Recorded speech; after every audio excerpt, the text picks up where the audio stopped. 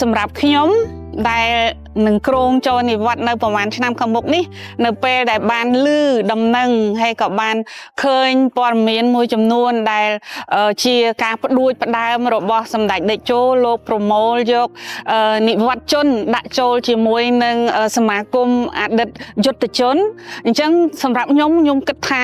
គឺល្អមែនតើហើយខ្ញុំមានការសប្បាយរីករាយពេញចិត្តនឹងគ្រប់គ្រងចំពោះគំនិតនេះខ្លាំងមែនតើសួរថាហេតុអីបានជាខ្ញុំសប្បាយខ្ញុំត្រេកអរចាពីព្រោះបង្ហាញឲ្យឃើញថាសម្ដេចលោកជាថ្នាក់ដឹកនាំហើយបើនិយាយទៅសម្រាប់លោកគឺជាបិតាសន្តិភាពនិងអភិវឌ្ឍប្រទេសកម្ពុជាយើងដែលលោកមិនទុកកូនចៅចោលទោះបីជាចូលនិវត្តន៍ហើយក៏ដោយលោកអោបកសោបមកនៅក្រោមឆ័ត្រតែមួយនេះគឺល្អណាស់នៅក្រោមដំបូលសន្តិភាពតែមួយហើយបើយើងគិតថាដូចជាឪពុកម្ដាយទោះបីជាកូនមានប្តីប្រពន្ធមានកូនមានចៅហើយក៏ដោយក៏នៅតែអោបកសោបយកមកគិតគូរចាការគិតគូរបែបនេះគឺជាទឹកចិត្តដ៏ល្អប្រពៃដែលយើងខ្ញុំជាកូនចៅនឹងគឺត្រូវតែអរគុណដឹងគុណមានចេញពីសន្តានចិត្តពិតចាចំពោះទស្សនៈខ្ញុំបាទផ្ទាល់គឺមានក្តីរំភើបរីករាយព្រោះថាពីមុនយើងបានចូលបម្រើការងារជាមួយនឹងសម្ដេចនាយកតាំងពីគ្រាដែលលំបាក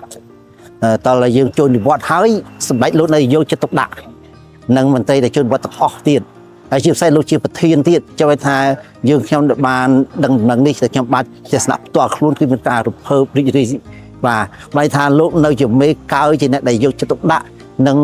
ប្រជាពលរដ្ឋរបស់លោកជាពិសេសមន្ត្រីរាជការដែលបានបម្រើការងារកន្លងមកហើយបានចូលនិវត្តន៍ហ្នឹងហើយបាននៅគៀកសម្ដេចធ្វើឲ្យមានទឹកចិត្តហ្នឹងតែកម្លាំងពលហ្នឹងបម្រើជាតិកសាងជាតិបន្តទៀតជួយរួមចំណែកតាមលទ្ធភាពដែលខ្លួនអាចធ្វើបានប្រមាណតាមប៉ុណ្ណឹងព្រោះអាយុកាន់តែច្រើនហើយមានមលុបសន្តិភាពមានការអភិវឌ្ឍខ្មែររីកមុខមាត់ល្បីណាស់អីលើគុណដែលចូលសែនជួយទ្រង់ត្រៃផ្លូវប្រជារស់នៅបានសុខសប្បាយទាំងខ្ញុំដែរខ្ញុំជឿថាល្អហើយគំនិតនេះល្អមែនទែនហើយខ្ញុំសូមគាំទ្រសូមឲ្យសម្ដេចជាពិសេសសម្ដេចដែលចូលនឹងគាំទ្រអ្នកដែលចូលនិវត្តជននឹងប្រមូលគាត់មកឲ្យនៅក្នុងសមាគមទៅហើយគាត់នឹងមានការងារធ្វើនឹងមានសកម្មភាពអាយុគាត់វែងហើយគាត់មិនឯកោទេហើយធ្វើឲ្យប្រទេសជាតិយើងសប្បាយរីករាយបាទខ្ញុំគិតថាកាលណាគាត់មានសមាគមគាត់មានកន្លែងគឺគាត់ស្រួលមកថាធ្វើការងារអីមានការងារលំបាកងាយស្រួលអីវាមានអ្នកពិគ្រោះយោបល់បាទឥឡូវគាត់ចង់ធ្វើអីឬក៏គាត់ចង់សួរយោបល់អីឬក៏ចង់ធ្វើយ៉ាងម៉េចសុខទុក្ខជាពិសេសឈឺស្កាត់នេះដោយឥឡូវអញ្ចឹងយើងមានបានបសសអញ្ចឹងជួយសម្បើមណាស់បាទបានបសសនេះជួនកាលយើងត្រូវពិគ្រោះយោបល់ឥឡូវយើងធ្វើម៉េចអីយ៉ាងម៉េចយើងអាចទៅសួរប្រធានសមាគមឬក៏សួរអដែងអ្នកកាន់ការងារហ្នឹងមិនចាំបាច់ដល់គាត់ប៉ុន្តែគាត់យើងនៅក្នុងសមាគមហ្នឹងយើងអាចសួរក្រុមការងារបានហើយមិនបើថាក្រុមការងារដោះបានយកការងារហ្នឹងទៅជូនលោកបាទអញ្ចឹងឲ្យសម្ដេចលោកដោះស្រាយហើយខ្ញុំគិតថាសម្ដេចគួរតែអដែងប្រមូលនិវត្តជនមកឲ្យនៅក្នុងសង្គមហ្នឹងមកនៅក្នុងចូលជាសមាគមហ្នឹងហើយខ្ញុំគិតថានិវត្តជនទៅគ្រប់រូបនឹងសប្បាយរីករាយដោយសារថាគាត់មានកម្លាំងចិត្តមនុស្សសំខាន់ជាងគេកម្លាំងចិត្តហ្នឹងសូមគាំទ្រហើយសូមអរគុណសម្ដេចដែលបានចូលឈ្មោះជាប្រធានសមាគមនេះហើយខ្ញុំគាំទ្រហើយខ្ញុំនឹងពំនាំការងារនេះជួបនាំដាំជួបទៅមិត្តភ័ក្តិដែលជួនកាលគ្នាអត់បានដឹងព័ត៌មានឲ្យគាត់ចូលរួមគាំទ្រនៅក្នុងសមាគមនេះហើយមានសម្ដេចដែលជាឪពុកម្ដាយនេះគឺមានភាពកក់ក្ដៅមែនទែនបាទសូមជូនពរសម្ដេចដែរសូមលោកមានអាយុវែងហើយអាយុយឺនយូរសុខភាពល្អ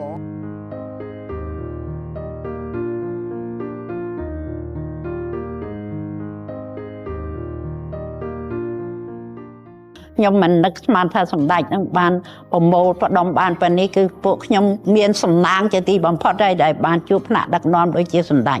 ហើយខ្ញុំបញ្ជូនប៉ុណ្នេះហើយខ្ញុំសង្ឃឹមថាខ្ញុំកក់ក្ដៅជាមួយលោកខ្លាំងណាស់ខ្ញុំនៅក្រោមមលុបដ៏ត្រជាក់ប្រមូលគិតគូរដល់កូនចៅទាំងអស់ដែលលោកមិនដែលបោះបង់សម្បើតែប្រជាពលរដ្ឋគាត់ម្នាក់ណាទាំងអស់គឺគាត់គិតគូរហើយបញ្ជនគាត់ក៏នឿយហត់ច្រើនមកហើយគាត់កសាងប្រទេសជាតិតាំងពីលេខ0ជាពលរដ្ឋនៅប្រទេសយើងទាំងអស់គឺមានសំណាងហើយដែលកើតមកបានលោកជាថ្នាក់ដឹកនាំជាមលុបមួយសម្រាប់យើងរស់កក់ក្ដៅជាមួយលោកខ្លាំងណាស់លោកគិតទាំងអស់មិនដែលបោះបង់ចោលពួកយើងទេចាខ្ញុំអរគុណណាស់ខ្ញុំគ្រាន់តែដឹងដំណឹងឮថាសម្ដេចពុកសម្ដេចតេជោលោកមានប្រសាសន៍ជួយដល់សមាគមចូលនិវត្តន៍អមន្ត្រីចូលនិវត្តន៍នេះខ្ញុំសប្បាយចិត្តខ្ញុំរំភើបខ្ញុំនឹកគុណសម្ដេចខ្ញុំស្រឡាញ់ពេញចិត្តរកអ្វីព្រាបគ្រាហើយខ្ញុំនិយាយអត់ចង់ចាច់ខ្ញុំសប្បាយចិត្តថ្ងៃនេះដែលដឹងថា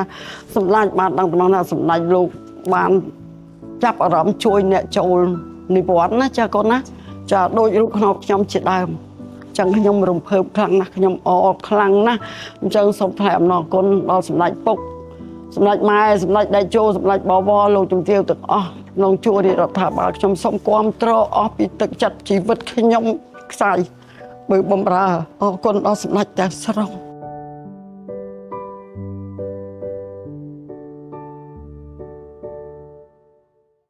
ទាំងនេះជាចំណាប់អារម្មណ៍ពេញចិត្តរបស់អតីតគ្រូបង្រៀនអតីតមន្ត្រីរាជការមន្ត្រីនគរបាលជាតិចូលនិវត្តន៍ចំពោះអនុសាសន៍ដ៏ខ្ពង់ខ្ពស់របស់សម្ដេចអគ្គមហាសេនាបតីតេជោហ៊ុនសែនប្រធានព្រឹទ្ធសភានៃព្រះរាជាណាចក្រកម្ពុជានិងជាប្រធានសមាគមអតីតយុទ្ធជនកម្ពុជាក្នុងការដាក់បញ្ចូលនិវត្តជនកម្ពុជាទូទាំងប្រទេសរួមមានអតីតកងកម្លាំងប្រដាប់អាវុធអតីតមន្ត្រីរាជការស៊ីវិលទាំងអស់មកក្នុងក្របខ័ណ្ឌសមាគមតែមួយដែលមានសម្ដេចតេជោជាប្រធានដឹកនាំដោយផ្ទាល់អនុសាសន៍ណែនាំដ៏ខ្ពង់ខ្ពស់របស់សម្ដេចតេជោបែបនេះគឺពិតជាបង្ហាញពីការយកចិត្តទុកដាក់ខ្ពស់ចំពោះមន្ត្រីរាជការស៊ីវិលនិងកងកម្លាំងប្រដាប់អាវុធទាំងអស់ដោយមិនទុកនិវត្តជនណាម្នាក់ចោលឲ្យនៅឯកោឬជួបការលំបាកឡើយការគិតគូរយកចិត្តទុកដាក់នេះគឺធ្វើឡើងតាមរយៈការជួយឧបត្ថម្ភគាំទ្រជ្រោមជ្រែងខាងស្មារតីនិងសម្ភារៈជាពិសេសលើជីវភាពរស់នៅក្នុងគោលបំណងរក្សាតម្លៃនិងលើកកម្ពស់នូវវីរភាពរបស់អតីតយុទ្ធជននិងនិវត្តជនកម្ពុជាទាំងអស់ដែលមានភក្ដីភាពនិងធ្វើពលិកម្មក្នុងបុព្វហេតុជាតិមាតុភូមិនិងប្រជាជនកម្ពុជាព្រោះថាក្នុងសម័យតស៊ូរំដោះជាតិចេញពីបនប្រល័យពូជសាសន៍ប៉ុលពតមិនថាយោធិនឬមន្ត្រីរាជការស៊ីវិលគ្រូបង្រៀននោះទេគឺសុទ្ធតែបានធ្វើពលិកម្មដៃកាន់កំភ្លើងចូលរួមរំដោះជាតិនិងចូលរួមកសាងជាតិឲ្យមានការអភិវឌ្ឍរហូតមកដល់បច្ចុប្បន្ននេះ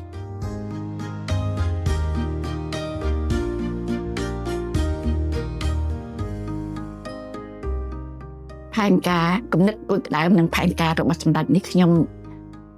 អររកໄວព្រឹកត្រឹមបានទេហើយយើងខ្ញុំសូមថ្លែងអំណរគុណដល់សម្ដេចដែលរាល់គំនិតដូចដើមរបស់លោក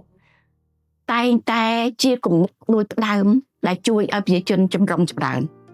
ជាគំនិតដូចដើមដែលជួយឲ្យប្រជាជនយើងទាំងអស់ដើរតាមការអភិវឌ្ឍរបស់លោកវិញណា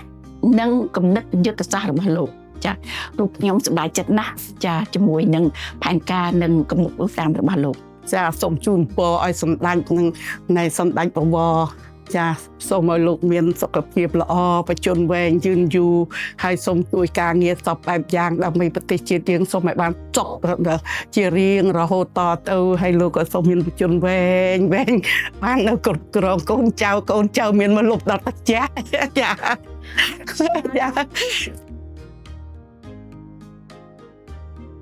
ជំរាបជូនថា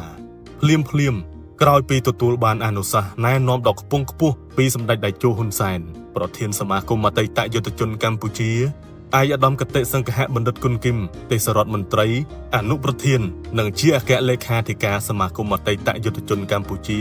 បានដឹកនាំក្រុមការងារចំពោះកិច្ចដែលមានការចូលរួមពីក្រសួងស្ថាប័នពាក់ព័ន្ធជាច្រើនអង្គភាពដើម្បីប្រមូលធាតុចូលសំខាន់ ក្នុងការរៀបចំធ្វើវិសោធនកម្មលក្ខន្តិកៈសមាគមអតីតយុទ្ធជនកម្ពុជា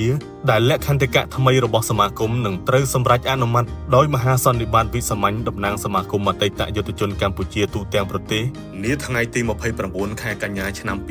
2025ក្រោមអធិបតីភាពដ៏ខ្ពង់ខ្ពស់របស់សម្ដេចអគ្គមហាសេនាបតីតេជោហ៊ុនសែនប្រធានសមាគម